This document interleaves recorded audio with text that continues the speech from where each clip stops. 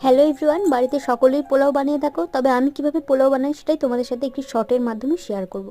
প্রথমে 500 গ্রাম চালকে ভালো করে ধুয়ে জল ঝরিয়ে নিয়ে একটি পাত্রে মেলে রেখেছিলাম। এরপরে ওই জল ঝরানো চালটিকে একটি পাত্রের মধ্যে নিয়ে ঘি আর হলুদকে গরম করে চিনি আর লবণ একসাথে ভালো করে মিশিয়ে রেখে দেবো 1 ঘন্টা।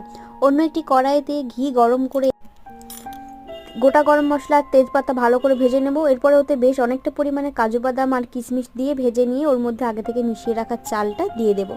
ভালো করে চালটাকেও আমি ভেজে নিচ্ছি। এরপরে দিয়ে দেবো ওর মধ্যে আদা বাটা, জিরে বাটা আর কাঁচা লঙ্কা বাটা, সাথে পরিমাণ মতো স্বাদ মতো লবণ, চিনি আর গোলমরিচের গুঁড়ো দিয়ে দিতে হবে। এরপরে ভালো করে কষিয়ে নিয়ে ওর মধ্যে দিয়ে দেবো গরম ফুটন্ত জল। এরপরে ঢাকনা দিয়ে রেখে দিতে হবে। 2 মিনিট অন্তর অন্তর খুলে নাড়াচাড়া করতে হবে। এরপরে ভালো করে সেদ্ধ করে নিয়ে ঝরঝরে পোলাও রেডি। সার্ভ করুন প্লেটে।